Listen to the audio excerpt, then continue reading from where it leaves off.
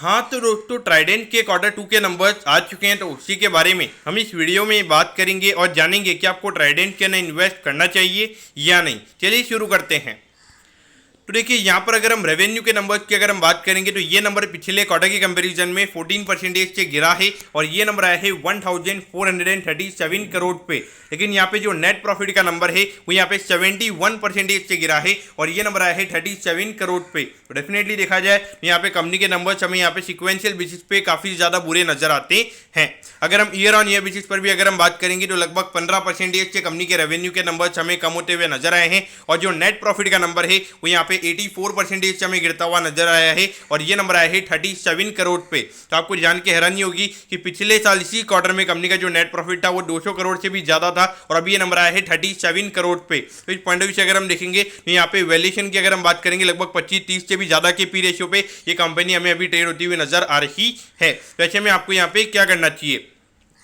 तो देखिए, मेरे ख्याल से अगर देखा जाए तो मेन इनके एक्सपोर्ट ड्रिवन हमें यहाँ पे इनके कंपनी के रेवेन्यू के नंबर्स नजर आते हैं। और अगर हम अभी कॉटन प्राइसेस की अगर हम बात करेंगे तो जो ग्लोबली कॉटन के प्राइसेस जो उसके कंपैरिजन में जो हमारा इंडिया का कॉटन है वो लगभग 10 से 15% प्रीमियम पे भी ट्रेड होता हुआ नजर आ रहा है। और ये जो पूरे कॉटन में अगर आप देखोगे तो यहाँ पे 20-25% के प्रीमियम पे भी इंडिया का जो कॉटन है वो हमें ट्रेड होता हुआ नजर आ रहा था। तो कैसे अगर आप डेफिनेटली देखोगे, अगर इनका मेन रेवेन्यू अगर एक्सपोर्ट से आता है तो जो नॉर्मली जो ग्लोबली कॉटन के प्राइसेस है उसके हिसाब से इनके ट्रेड होते हैं, तो इसकी वजह से रेवेन्यू का नंबर हमें गिरता हुआ नजर आया है। और अगर हम ऊपर के हाई के लेवल से अगर हम बात करेंगे लगभग 30-40% से भी ज्यादा कॉटन के प्राइसेस हमें गिरते हुए नजर आए हैं।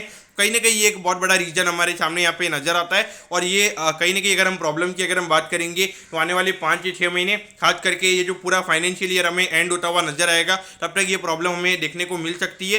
खास करके अगर हम मैनेजमेंट की अगर हम बात करेंगे तो इन मैनेजमेंट का ये मानना है कि जो मेन अगर आप देखोगे यूएस हो यूरोप हो, यहाँ पे इनके प्रोडक्ट एक्सपोर्ट होते हैं और उसके अलावा डोमेस्टिकली भी इनका काफ़ी अच्छा रेवेन्यू आता है। तो डोमेस्टिकली इनका बिजनेस काफ़ी अच्छा है, इनको अभी डोमेस्टिकली डिमांड इनकी काफ़ी अच्छी है। लेकिन अगर हम जो इनके एक्सपोर्ट की अगर हम बात करेंगे, जिन कंपनीज को ये एक्सपोर्ट करने का काम करते हैं, तो वहाँ पे एक तरीके से थोड़ा पेसिमिज्म बना हुआ है। उसी की वजह से यहाँ पे ये इतनी प्रॉब्लम्स हमें यहाँ पे इनके बिजनेस में देखने को मिल रही है।